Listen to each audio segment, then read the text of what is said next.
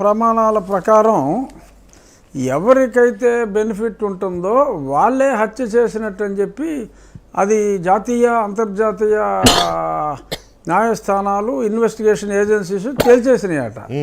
అందుకని వీళ్ళు చెప్పింది ఏంటంటే ఆ లబ్ధిదారుడు లబ్ధిదారులు ఎవరంటారట, రాజకీయంగా చంద్రబాబు నాయుడు గారికి లబ్ధట.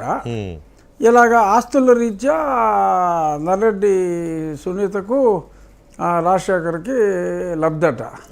ఈయనేదో పెద్ద ఒక ఎస్టేట్ ఉంది, ఈయన దగ్గర ఒక 1000 కోట్ల ఆస్తి ఉంది. అందుకని చెప్పి వీళ్ళు షమీంకి ఇస్తే ఏంటంటే ఆయన ఏదో చిన్న ఇల్లు ఏదో కట్టించాడు అని అంటున్నారు. 40 కోట్లు డబ్బులు ఇచ్చి 40 కోట్ల డబ్బులు ఆఫర్ చేసి 4 కోట్ల కోసం లేకపోతే 5 కోట్ల ఆస్తి కోసం ఎవడైనా చంపుతాడా? అసలు బుద్ధి ఉందా ఎలిగేషన్కి? అది బేస్లెస్ ఎలిగేషను.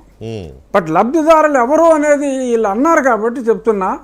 అక్కడ లబ్ధిదారుడు అవినాష్ రెడ్డి. అవినాష్ రెడ్డిని సమర్థిస్తున్న సమ్ 1999లో వివేకానంద రెడ్డి గారు ఎంపీగా పోటీ చేస్తాను, వాళ్ళ నాన్న ఎమ్మెల్యేకి వెళ్తానంటే 26 సంవత్సరాలు ఉన్న ఒక బాలుడు నాయనా నేనే చేస్తా అని దొబ్బాడు. వాళ్ళ ఆయన ఒప్పుకోలే.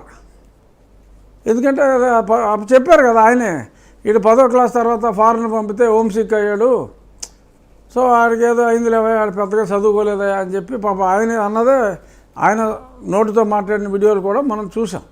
బట్ అతనికి రాజకీయంగా ఏం చదువుకున్నాడో మనకు అనవసరం. బట్ రాజకీయంగా 26 ఏళ్ళ నుంచే అతను వివేకానంద రెడ్డికి ఇవ్వడానికి వీల్లేదు అని అంటాం, దాన్ని తిరస్కరించడం జరిగిపోయింది. ఆ తర్వాత 2004లో మళ్ళీ అడిగాడు, మళ్ళీ ఇవ్వాల, మళ్ళీ వివేకానంద రెడ్డి గారు అయ్యారు. సో ఒక రకమైన కోపం చిన్నప్పటి నుంచి ఈయన మీద అతనికి ఉంది. This is fact.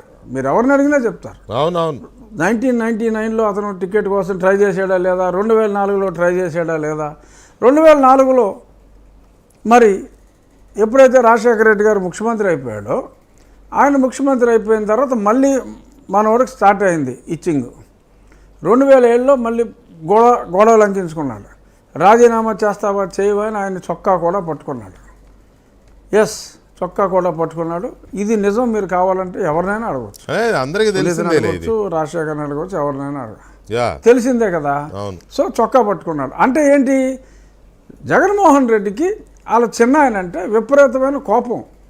ప్రతిసారి మనకు రాజకీయాల్లో అడ్డం వస్తున్నాడు రా అని చెప్పి, పైగా వాళ్ళ అన్నదమ్ముల అన్యోన్యత చూస్తే కూడా ఎవరు అన్యోన్యంగా ఉన్నా నా ఎక్స్ పార్టీ ప్రజెంట్ అధ్యక్షుడికి చిరాకు. సో ఒక రకమైన ద్వేషభావం. ఇప్పుడు హత్య లబ్ధి కోసమే కాదు,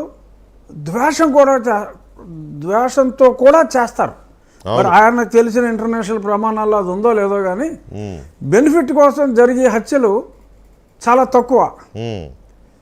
ఆ కోపం చల్లార్చడానికి రాయలసీమలో ఫ్యాక్షన్ హత్యలు జరుగుతాయి సార్. ఎప్పుడో ఎవడో వేసేస్తాడు, ఆ తర్వాత ఈ కొడుకు పెద్ద అయిన తర్వాత ఈడేసేస్తాడు.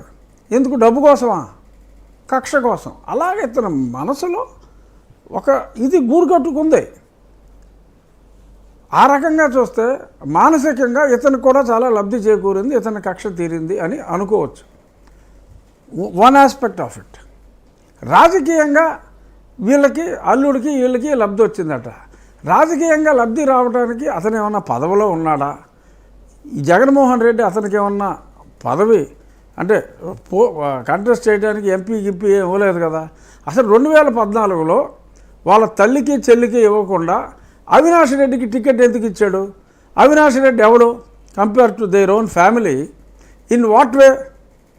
ఏదో వాళ్ళ మొత్తాత రెండో పిల్లం ఫ్యామిలీ ఆరు మొదటి పిల్లం family, what ever it is, ఏదో పిల్లలేని మనకి ఎందుకు కానీ మొత్తం మీద వీళ్ళు దాయాదులు. విజయమ్మ గారిని 2014లో విశాఖపట్నం